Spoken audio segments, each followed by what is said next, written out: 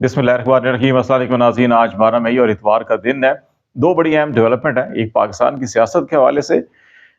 साबिक सदर डॉक्टर आरिफ अलवी ने इमरान खान से मुलाकात के बाद आज लाहौर में मीडिया से बातचीत करते हुए एक इंडिकेशन दिया है कि इमरान खान जो है कि वो अपनी अना कुर्बान करने के लिए तैयार है मुल्क की खातिर, और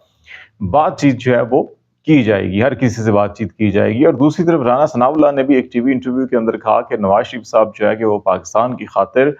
ग्रैंड डायलॉग के लिए तैयार हैं, जरदारी साहब भी तैयार हैं। लेकिन उनका ये ख्याल था कि इमरान खान साहब जो है कि जब भी मुज़ाकरात की बात होती है वो शराइत आयद करते हैं, और वो अगर शराइत आयद नहीं करते और गैर मशरूत तौर के ऊपर बैठते हैं तो बातचीत बहुत जल्द शुरू हो सकती है। और फिर उन्होंने कुछ माजी के हवाले भी दिए कि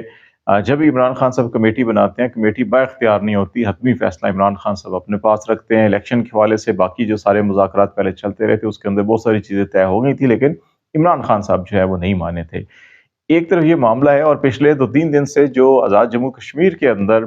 जिस किस्म की अवामी तहरीक थी, और जिसमें जिस अंदाज़ के अंदर उसमें इश्तियाल पैदा किया गया, जिस अंदाज़ के अंदर उसमें जो है पुरतशद्दुद वाक़यात रूनुमा हुए, इसके अंदर जिस तरह से रियासत की ताकत इस्तेमाल की गई वो भी, और फिर जिस तरह से रिएक्शन किया गया पब्लिक की तरफ से वो भी बड़ा तशवीशनाक था। और अभी इस वक़्त 2 चीज़ें बड़ी अहम हैं। एक मामला जो है कि पाकिस्तान के अंदर सियासी तब्दीली का, और एक आज़ाद जम्मू कश्मीर के अंदर सियासी तब्दीली का। ये 2 तरह की गेम चल रही है बैक वक्त। और ये जो सारे मामला जो अभी हमने सदर आरिफ अलवी का बयान हो, राना सनाउल्लाह का जो इंटरव्यू है उसका तज़किरा हमने किया, या जो आज़ाद जम्मू कश्मीर की सूरत हाल है, ये सारी बड़ी एक दूसरे के साथ मिक्स सी भी दिखाई दे रही हैं। इसके अंदर अभी जो आज़ाद कश्मीर की सूरत हाल है उसमें आप ये देखें कि पिछले 2 दिन से बिल्कुल वफाकी हुकूमत खामोश थी। हालांकि आज़ाद जम्मू कश्मीर यूनाइटेड नेशन की रेजोल्यूशन के मुताबिक अभी भी डिस्प्यूटेड टेरिटरी है, और यहाँ पे कोई भी अगर कोई मामला हो, छोटा सा भी इंसानी हकूक की खिलाफ वर्जी का या तशद्दुद का या कोई भी, तो इसको इंडिया बड़ा हाईलाइट करता है इंटरनेशनल लेवल के ऊपर, और वो जो मकबूजा कश्मीर में वो जो कुछ कर रहे हैं उसको काउंटर करता है वो इस हवाले से। तो इस एतबार से पाकिस्तान हमेशा बड़ा मुतात रहा है पोलिटिकली। हमेशा हमने आज़ाद जम्मू कश्मीर के अंदर मुदाखलत की, और जब भी मरकज़ के अंदर हुकूमत तब्दील होती है वहाँ भी हम तब्दील करते हैं हुकूमत। लेकिन इस बार जो है कि ये जो आज़ाद जम्मू कश्मीर में इस वक्त जो असम्बली है, ये जुलाई 2021 के इलेक्शन के नतीजे में जो है कि मार्ज़ वजूद में आई थी। लेकिन बदकिस्मती से 3 साल के अंदर अंदर जो है कि यहाँ पर 3 प्राइम मिनिस्टर मुकर्रर हो चुके हैं। और अभी ये खबरें ये आ रही हैं कि अभी सारे जो मामलात पैदा हुए, जो सारा ये इश्तियाल हुआ, अवामी मुज़ाहरे हुए, और फिर आज तीसरे रोज़ जो है कि शहबाज शरीफ साहब ने ये बयान दिया कि जी कि अवाम को सियासत का हक है, एहतजाज का हक है, लेकिन तशद्दुद नहीं होना चाहिए। और ये बयानात आना शुरू हो गए जी कि तशद्दुद जो ये एहतजाज है इसके अंदर बाज़ दहशतगर्द अनासर जो हैं वो शामिल हो चुके हैं और पुरतशद्दुद कार्रवाइयों में मुलव्वस हैं। फिर जरदारी साहब का इजलास बुलाना, उन्होंने अपनी पार्टी का इजलास बुलाया, स्टेक होल्डर्स का इजलास बुलाया, और कल दोबारा जो है ये मीटिंग होगी। तो अभी इस्लामाबाद के अंदर बड़ी अहम ये इस वक्त गुफ्तगू चल रही है, बड़ी अहम ये गॉसिप्स चल रही हैं कि आज़ाद कश्मीर में एक बार फिर हुकूमत की तब्दीली की बातें हो रही हैं। और ये मामला आप देखें कि जब आज़ाद कश्मीर असम्बली का इलेक्शन हुआ 2021 के अंदर, तो उस वक्त पीटीआई जो है सबसे बड़ी पार्टी उभर कर सामने आई, और उसने 32 नशिस्तें हासिल की थी। इसमें 45 हल्कों के ऊपर इलेक्शन हुआ था, उनमें से 32 बड़ी वाज़ेह अक्सरियत थी उनके पास। पीपल्स पार्टी 12, पीएमएलएन 7 और मुस्लिम कॉन्फ्रेंस की 1 नशिस्त थी। लेकिन इमरान खान ने जो उनके अपने कैंडिडेट मुकर्रर किए गए थे प्राइम मिनिस्टर के लिए, वो सरदार अब्दुल क़य्यूम खान न्याज़ी थे, जिन्होंने ये मनसब संभाल लिया था। लेकिन वो जो है कि जब अप्रैल 2022 में हुकूमत ख़त्म हुई पाकिस्तान तहरीक इंसाफ के रजीम चेंज ऑपरेशन के तहत, तो 12 अप्रैल 2022 को उनके खिलाफ भी तहरीक अदम एतमाद पेश कर दी गई थी, और फिर उन्होंने खुद ही इस्तीफ़ा दे दिया था, क्योंकि उनकी पार्टी के अंदर जिस किस्म के इख्तिलाफात थे वो सामने नुमायाँ हो रहे थे। फिर सरदार तनवीर इलियास को पाकिस्तान तहरीक इंसाफ की तरफ से नामजद किया गया, और वो उस वक़्त फिर प्राइम मिनिस्टर बन गए, और वो भी 18 अप्रैल को बिला मुकाबला मुंतखब हो गए थे, और वो भी 1 साल रह सके। और फिर एग्जैक्टली कोई 11 अप्रैल 2023 को फिर उनको जो आज़ाद जम्मू कश्मीर की हाई कोर्ट है, उन्होंने तौहीन अदालत की सज़ा देते हुए जो है कि वो नाअहल करार दे दिया था। तो इसलिए फिर उनको वज़ारत उज़्मा से भी, और फिर जो कानून साज असम्बली है वहाँ से भी उनको जो है कि वो अलग होना पड़ गया था, जिसके बाद फिर चौधरी अनवारुल हक, ये फिर यहाँ पर इस वक्त बेसिकली ये सारी गेम उस वक्त चल रही थी। फॉरवर्ड ब्लॉग बनाया गया इस वक्त, और फिर पीटीआई के अंदर भी बहुत तोड़ फोड़ की गई, और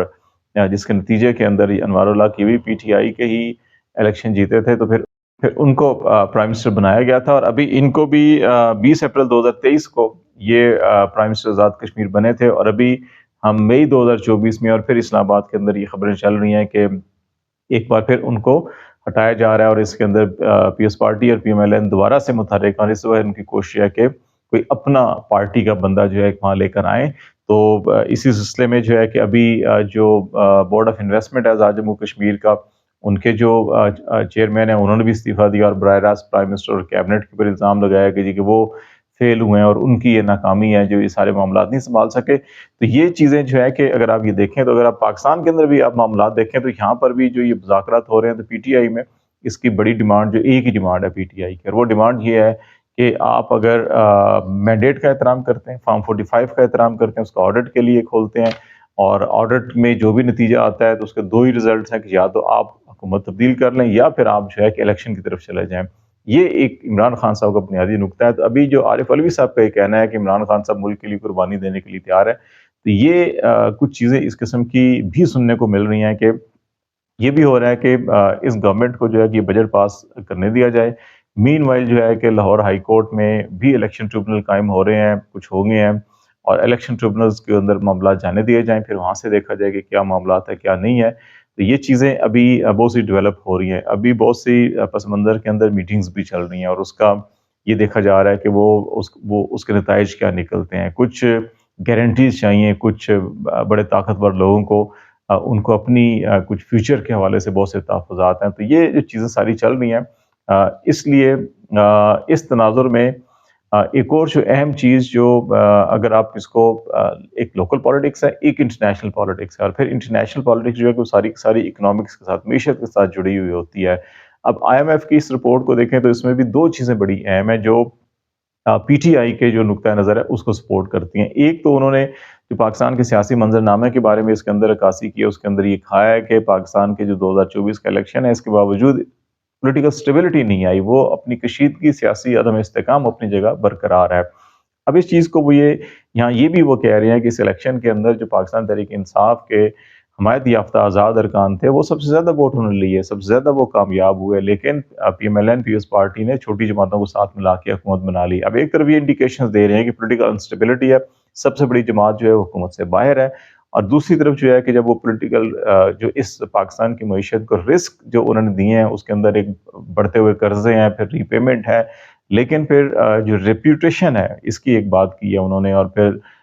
سیکیورٹی کے معاملات کو بھی ان کا ہے، اور پھر پولیٹیکل سوشو